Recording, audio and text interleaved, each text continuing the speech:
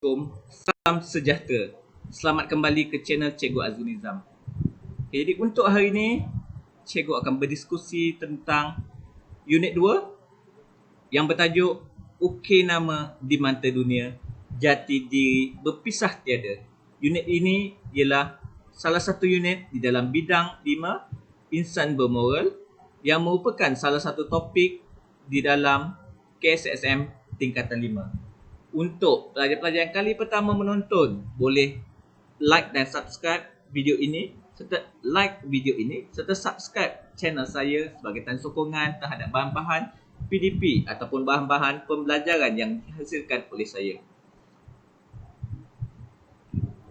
Okey, sebelum kita mengulas lanjut tentang tajuk ini, jadi saya nak terangkan kepada semua penonton ataupun kepada semua pelajar tentang apakah yang perlu dipelajari oleh semua pelajar di dalam tajuk ini, di mana kalau dalam kelas kita sebut sebagai standard pembelajaran.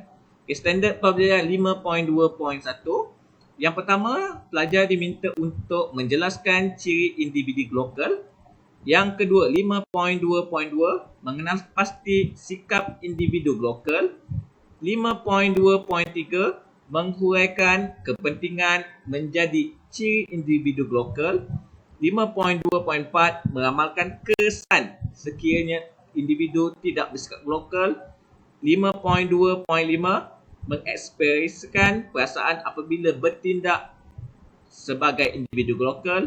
5.2.6 meramalkan sikap individu lokal dalam kehidupan seharian. Jadi perkataan yang baru kepada pelajar sebenarnya di sini adalah lokal. Jadi kalau pelajar tahu apa itu lokal, jadi secara tak langsung saya percaya semua pelajar dapat menghuraikan ataupun dapat memahami semua standard pembelajaran ini. Okey, jadi nilai yang boleh dikaitkan dalam isu ini ataupun di dalam unit ini, yang pertama nilai kepercayaan pada Tuhan, nilai hemat tinggi, nilai harga diri, nilai toleransi dan nilai patriotisme. Okay, 5 nilai ni kalau ada soalan, jadi pelajar-pelajar boleh kaitkanlah dengan nilai yang bersesuaian. Okey, kita kenal dahulu apa itu lokal. Okey, lokal adalah perkataan bahasa Melayu. Berasal daripada perkataan global dan lokal. Apa itu global? Global itu sejagat. Sejagat yang membawa maksud satu dunia lah. Seperti mana dalam unit 1 kita membincangkan tentang masyarakat global ataupun masyarakat sejagat. Jadi itu adalah global. Lokal ataupun locality ialah tempat kita lah. Jadi apabila dua-dua perkataan ini digabungkan akan membentuk perkataan global, iaitu gabungan antara global dan lokal. Jadi global ialah seseorang yang berdaya saing pada peringkat global. Berdaya saing pada peringkat global ataupun berdaya saing pada peringkat sejagat tetapi berjati diri lokal. Maksudnya jati diri dia tetap pada rakyat Malaysia. Kita pergi berjaya, mampu mengharumkan nama negara di peringkat dunia. Tetapi kita perlu yakin ataupun perlu percaya dalam hati tu kita adalah rakyat Malaysia yang berjaya. Jadi semua kejayaan kita adalah hasil usaha daripada semua rakyat Malaysia yang telah membayar cukai. Kita tengok ciri-ciri individu lokal. Okey, ciri-ciri individu lokal. Yang pertama, mampu berdaya saing. Nak berdaya saing di peringkat mana? Di peringkat global dan lokal. Mana lebih penting? Bukan mana lebih penting, mana lebih nampak hebat? Dia dah tentulah dia mampu bersaing di peringkat global. Walau bagaimanapun dalam masa yang sama, bukan sahaja bersaing di peringkat global, bukan sahaja menyumbang di peringkat global, tetapi mampu menyumbang di peringkat lokal ataupun di peringkat Malaysia sendiri. Yang kedua, mampu memberi idea bertaraf global.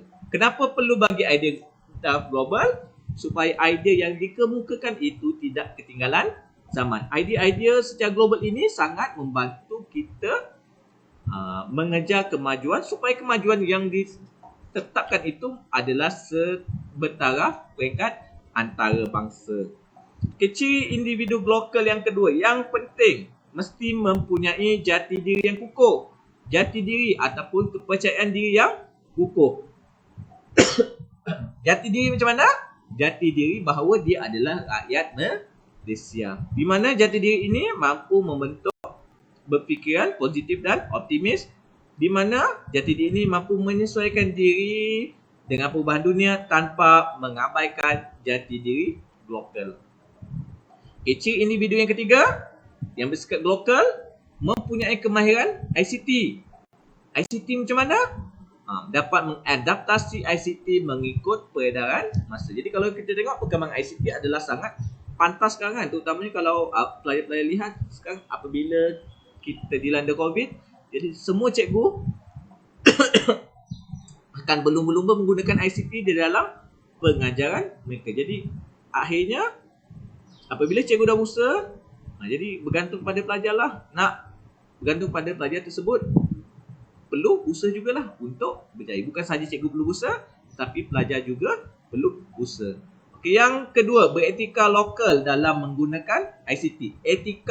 Etika maksudnya dalam Malaysia kita lihat apabila kita membuat perkara-perkara yang berkaitan Blu-ray itu adalah salah. Walaupun daripada segi undang-undang ia tiada hukuman, tetapi daripada segi etika kita sebagai rakyat Malaysia ataupun etika kita sebagai orang lokal, bahawa tengok benda-benda Blu-ray ni semua adalah salah dan tidak digalakkan lah, sebab kita orang Malaysia yang beretika.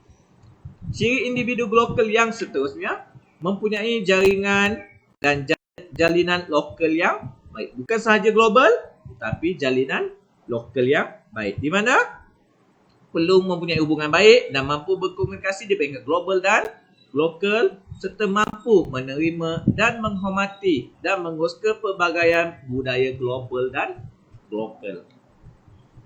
Okey, ciri-ciri individu yang bersikap lokal. Okey, yang paling bagus, kita tengok ciri yang pertama, perlu diterapkan bahawa individu Malaysia yang lokal ni perlu mengutamakan budaya asal. Budaya apa? Budaya rakyat Malaysia kan. Rakyat Malaysia yang berbilang kaum, di mana kita sentiasa menghormati antara satu sama lain. Yang kedua, mengekalkan jati diri dalam persaingan global. Dah ada budaya, perlu kekalkan. Walaupun kita berjaya di peringkat dunia, tetapi kita perlu jati diri kita adalah rakyat Malaysia. Kerana kita berterima kasih kepada semua rakyat Malaysia yang membantu kita secara langsung ataupun tidak langsung. Terutamanya pelajar-pelajar yang berjaya, perlu terima kasih kepada rakyat Malaysia kerana kita berjaya, kerana kebanyakan rakyat Malaysia bayar cukai. Yang ketiga, perlu mengutamakan produk buatan Malaysia. Produk buatan Malaysia ni banyaklah.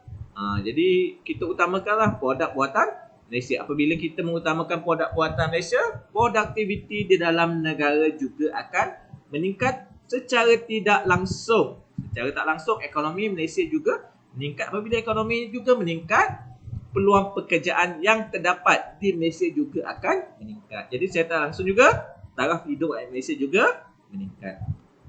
Okey, yang keempat, menguasai pelbagai bahasa termasuk bahasa Melayu dan bahasa ibunda. Bahasa Melayu lah, kerana dia adalah bahasa kebangsaan Malaysia. Bahasa ibunda ni bahasa masing-masing lah.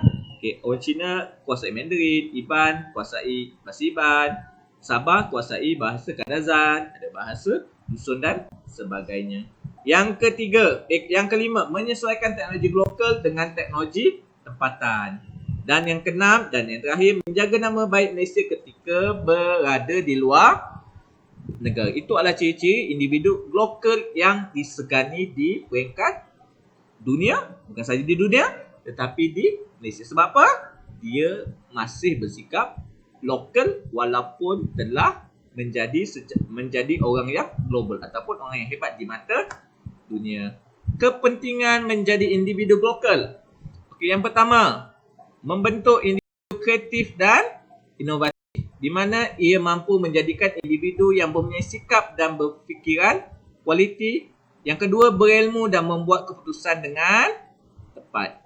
Yang kedua, meningkatkan imej negara, di mana orang dapat melihat bahawa rakyat Malaysia ini mampu bersaing dengan negara luar. Dan dalam masa sama, bila mampu bersaing dengan negara luar, kita dapat mencapai prestasi yang cemerlang. Di mana prestasi ini dapat membantulah meningkatkan imej negara di mata dunia.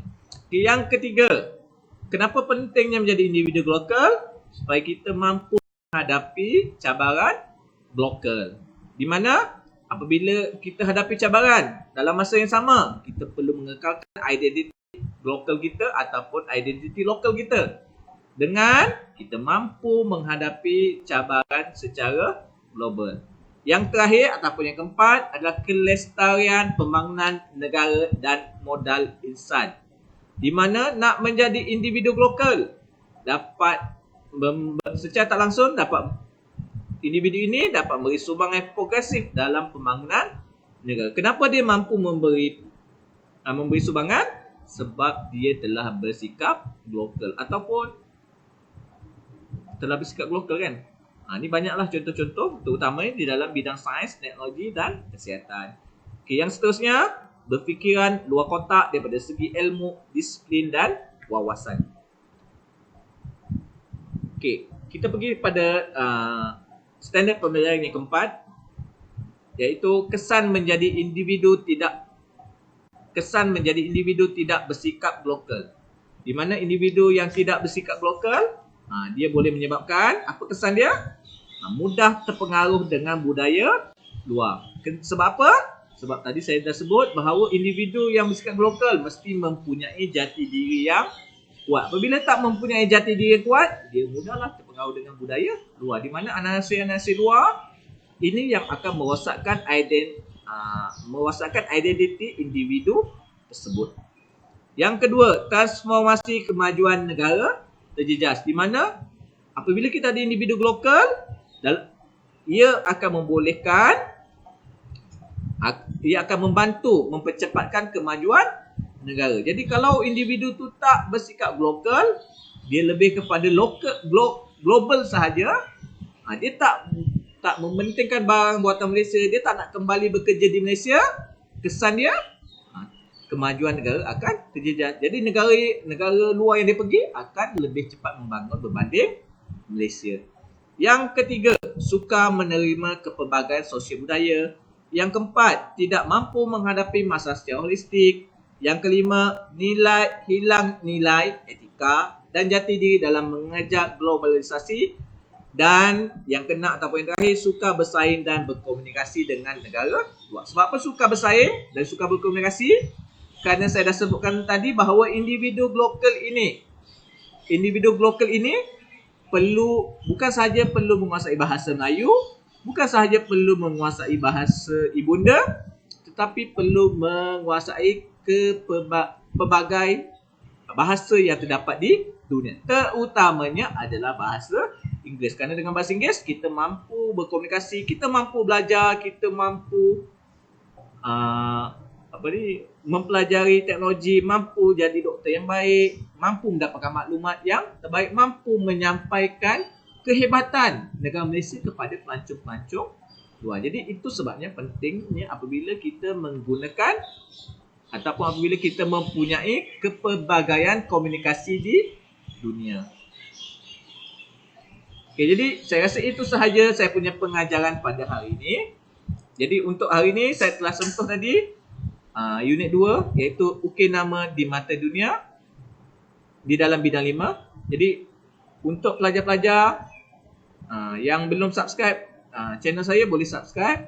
Dan semoga kita berjumpa lagi pada masa akan datang. Okay, jadi sekian, terima kasih. Assalamualaikum.